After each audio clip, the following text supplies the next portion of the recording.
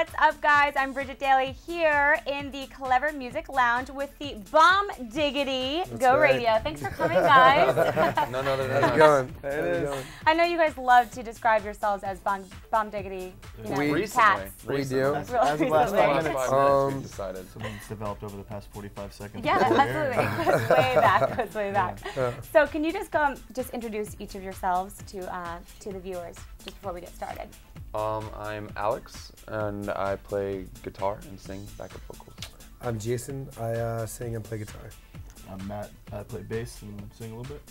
And I'm Steve, and I play drums. Cool. All right, so let's talk about the new album, Lucky Street.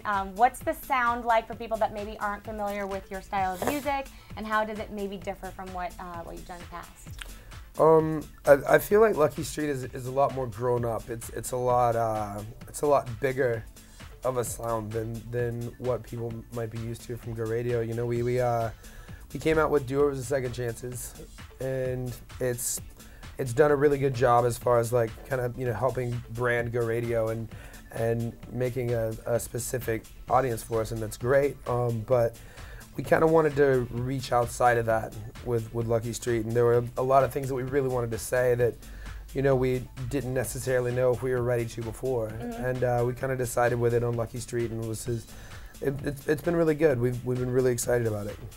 And I know you guys have been on a mini tour right now, and how have the fans been reacting to the new album, the new sound? It's good.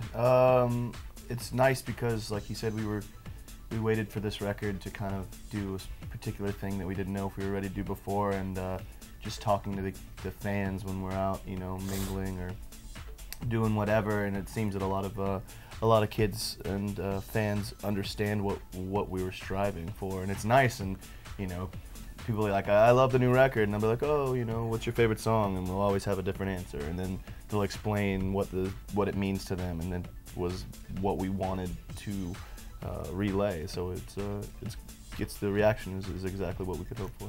Cool. Do you feel like you guys went, I don't know if this is the right word, went bigger, or we're like, okay, we can go a little harder with the music, or do you feel like what's the different sound? How would you categorize it? We honestly didn't go into it looking for a sound. You know, we never said, you know, we want it to sound like this, or we want it to sound like that. We just wrote songs the way that, you know, that they hit us at the time. You know, if the song, we go by the idea that every song has a personality and kind of like a life of its own, and if you listen to it, it'll tell you exactly where it wants to go, and it'll tell you what it wants to do. And you know, I think we listened to it a lot more for this record than we did on Do-Overs. You know, like when we did the EP, it was very, we want to do this sound. This is what everybody's wanting from us right now, so let's do it, and let's write the best songs we can, but let's write the best these songs we can. Right, yeah. And with Lucky Street, we didn't do that at all. We said, oh, this song feels slow. Let's leave it slow. Yeah. You know, that this song feels like it wants to be more of like a rock opera type deal. Let's try and push it in that way. You know, like we didn't formulate it, and we didn't, you know, try to over sculpt it, I guess. It's also the first time it's interesting to compare and contrast doing an EP, which is only 7 songs, to a full length where you have the opportunity to put 14 songs, which we did on this record, and so you can kind of have a much more broad range of songs. You can do the slower ones and the fast ones, and I think for a lot of us it was the first time doing a full length, except for a couple of us, so it was kind of cool to be able to do that and, you know, put all those different songs on the same record. Definitely. Cool. And I know you guys have been really busy. You've been on the road. You're heading back out on the road. But is there any time to make music videos? When do you fit that in, and what are the plans for that? We had, between our last tour and this tour, we had 5 days off or 6 days off, and 2 of those were spent doing video shoots. One, we did a music video with Drew Russ for Any Other Heart, and then the other day we did something pretty cool with ESPN for this lacrosse tournament that's coming up, but it was like a live video shoot type thing. It was really cool. So cool. The answer is there is no time for it, but you just kind of squeeze it in. You have 6 hours here, a day off there, and you just, you know, you take your own personal time, which there isn't very much of, but you take your personal time and you use it for that. But you do good things, like, you know, like he said, we worked with Drew Russ and made an amazing video for Any Other Heart that we're all super pumped on. We did that. We figured out we're not good at lacrosse. So you guys actually had to play lacrosse in the video? Kinda, yeah. No, not in the outside, not in the video. They just wanted us to for some photos and like for some stuff and. We kind of got into it. We got into it. We're like, all right, let's really do this. And then we ended up really trying, and just the balls would go down ditches. We're like, There was like a little river. we learned very quickly that I'm supposed to be the lacrosse bench warmer. Oh, got it. The three of them are sub-average to average, and I'm just bad. I was pretty bad at it. Yeah, you were pretty bad. I was at it. pretty. I think I was probably the worst, surprisingly. You were the first to learn the cradle, though. yes. Oh, that's Because somebody tough told me too. you're supposed to like Cradle. Yeah, cradle it and, cradle like it, run yeah. with it. So I tried to look cool doing it, but not very good at it. And I'm not very familiar with lacrosse, but if there was like a headhunter position, I feel like I could do pretty good at that. Just like the Bash Brothers from, Just take someone from out. Mighty Ducks, Mighty Ducks. 2 or 3. If there was a use your lacrosse stick as a lightsaber position, then I'd have that down. Oh, That's yeah. actually- I was good at it. I could do And that. I know fans are going to want to actually see this, so when can they expect this video to come out? There's a Major League Lacrosse tournament coming up sometime soon. That's all we know. Okay, so set your TiVos, Yeah, ESPN. Major see League if there's a Lacrosse. button on there, Watch it says lacrosse soon. yet. You're Yeah. not gonna. All right, well, you guys are going out on Warped Tour this year. That's a super, super exciting thing to be a part of. And what is the transition between the tour that you're on now? How much time do you have between that and going out on the road again? This is interesting, have 6 days. 8 days off, but it's before a headliner. So our set will be twice what our set is now, and almost all new songs off the new record that we've never performed live. So Wow. those will be Got a lot of jam-packed. Yeah. We played a few of them live, a lot of them acoustic, but So we have 1 day off pretty much when we get home, just to kind of like wash clothes. Oh my And- God. And home is, for those of you who don't Tallahassee, know, Florida. Tallahassee. Tallahassee, So Florida. that's a big trip. So where are you ending the tour now, and then how far? We end in Boston. Okay. And this tour ends in Boston. We drive straight back to Tallahassee. That'll take roughly a day. Have a day off, spend 5 days practicing, rehearsing, then go back out. And when you guys are touring, are you on a bus? Like, are you like all together, like traveling in little bunk beds and Bunk smelly- beds. We do have smelly bunk bus? beds. Bunk We do beds. have bunk beds. So many activities. we're very fortunate. We're fortunate enough to travel on a bus through, we've been doing this for a while, and also our management has sister companies with the bus company, so good hookup. it's helpful. Yeah, it's very helpful. So how Helps gnarly us is your stay bus up. by the end of that tour? That must be It's gross. not pretty. It's You're all I right. try to. We try to keep it we clean. try to keep Yeah, it are you the clean. clean we one? try in the to group? keep it clean, but You're let's the be cooker? honest. Cooker Yeah, I'm cleaner? not the cooker, Yeah, he's but not. I clean up. I tend to pick up things here and there. And We had a trash day and- off yesterday, and I did my personal sheets. You know what I mean? Like I like Uh-huh. to keep my area clean, and then our driver helps out and Trey definitely We've heard helps. detoxes the whole, but it still Definitely gets. sprays Yeah. everything, lights candles, gets it, and then we'll get back. We're like, wow, I'd it's say, really clean. I'd say in smelling. comparison to other buses I've been on, it's probably a cleaner bus than most for sure. Yeah, absolutely. We've heard some horror stories about We how Seen some horror stories. yeah, like you can get, if you don't shower enough or you don't wash your sheets or you don't keep your personal area clean, you can get skin infections that Ah. take years There's to this go away. muck Took duck. stuff- Muck duck. We call it Muck duck. muck duck, The official but, term is muck duck. But what is buck duck? It's It's Mercer. called called Mercer. Mercer. Oh. Mercer. or Mercer. something like that. Is it Mercer? I thought it was. So we Either don't way, want that happening. it's really it's like a terrible. bacteria that gets in your skin, and it's Ah. just it's bad news. Eat you. That sounds Eat It you eats from, away. It It's eats like awful. bed sores. eat you from the inside. All right, well, that's enough of that Go talk. Radio talks about Mercer. We We're don't educating the support masses. Mercer. And we're the bomb diggity. Yeah. And- Bomb Bomb diggity. So back to the Warped Tour. How did that come about? How did you guys get involved with doing this tour? Warped Tour was something that we've always wanted to do. It's always been something that's especially for this genre, it's kind of an important thing to be a part of.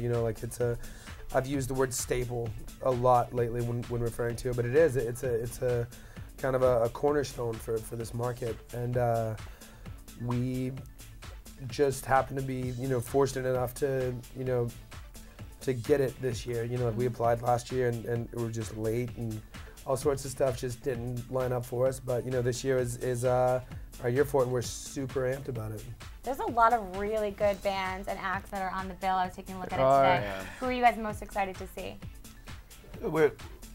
through touring so much, we tour with, and we do a lot of different kinds of tours, so we're friends with a bunch of bands that are on it. So personally, we're excited. I'm personally excited for, I know our boys in Intershikari, A Day to Remember, August Burns Red, and then as a fan, Lucero for me. Anybody else? I mean, I'm kind of a. Yeah. I mean, just to say it, I've never seen them, but Paramore announced that they're going to do a few dates, which is cool. Yeah. Jack's Mannequins on Jack's select Mannequins. I'm dates. super pumped for Jack's Mannequin. Gatsby's American Dream Gatsby's is making a American Dream. comeback, which Against is kind Me. of cool. Nice to listen to. Against Me's playing a few Against Me's shows. playing a few shows. Acacia Strain, which is a lot heavier than people would assume that I let's do, but Acacia Strain is just retardedly talented. It is just amazing. There's like a really good eclectic mix of people on the tour this year. Yeah. When you guys are on like the certain dates, are there ever like opportunities for certain bands to like jam together on stage? Does that ever happen like randomly or no? Is that like No, not that's okay? more like arena tour stuff where you have time and you have like 4 hours on stage to set up and do whatever you want. Our schedule is on this level of touring is very strict and very cut and dry.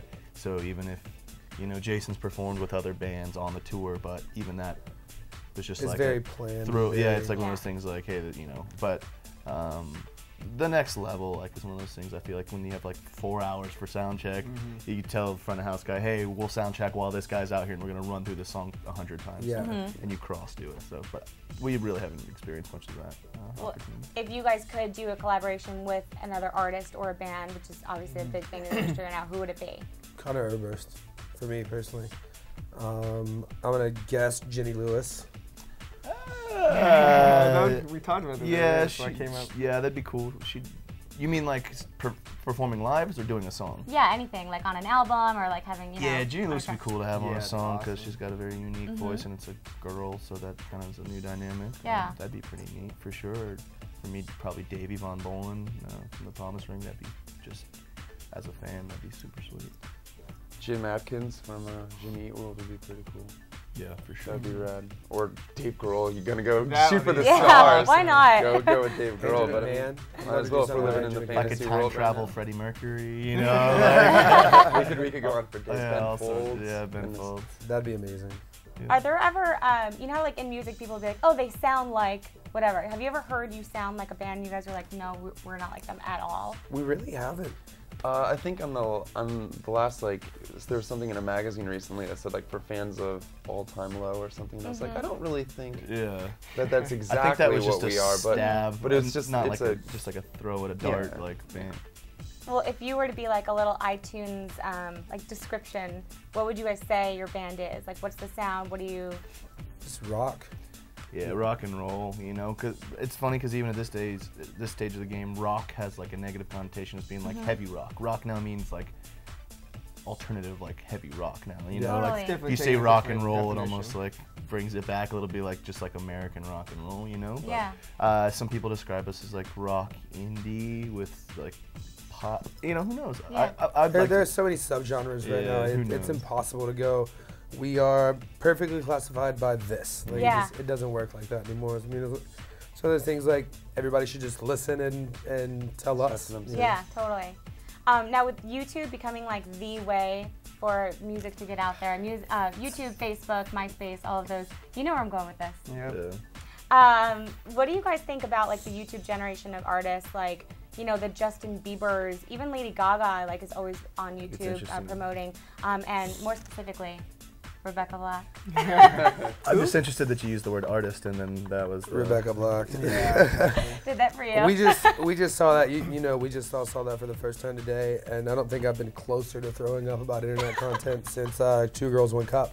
I thought it was just a really You did not just bring up Two Girls One Yeah. Cup. Yeah, my hopefully he God. didn't, but he did. It's, Oh my God. it's just one of those You think I didn't, but it's It's just one your of those brain trying to nightmares censor it out for there you. now, Like, all over the place. I think that it's interesting. Like, we get that question a lot, and you start to, like, it kind of, in a sense, has ruined certain aspects of the music industry with the internet and all that. But at the same time, it's really cool if you utilize those tools like YouTube and Twitter and all those things. It's possible for anybody to, without the help of labels or anything, to get up there, you know, and to get known and all that stuff. Yeah. So I think in doses it has its place. I think that's one of the things about that particular is that just like glam and all this that came through, there was this huge pop and it was all this crazy fad or whatever. But then it got so oversaturated that the bands that are talented, that do the real thing, stand out. And I think that that's exactly what this is. It's like right now people are like, oh, internet stuff, and it's just going to become so oversaturated. I wouldn't be surprised if it somehow went back to like a cassette tape like thing. You know what I mean? Like it's just going to implode. People you make know? mixtapes for their girlfriends. Mixtapes and like, you know, I miss vinyl. those days. Vinyl. everybody does. Yeah. People that weren't even alive then miss mixtapes. They don't even know it yet. Thanks the internet. Yeah, now you've got the genius things that just make them for you, and that's just cheating. I know. I miss That's being just able to write cheating. really small. You had to put like the title and the artist in there. And then getting talked bad about if you put the same band twice in a row on a mixtape, yeah. and you're like, whatever, man, it's the flow of the tape.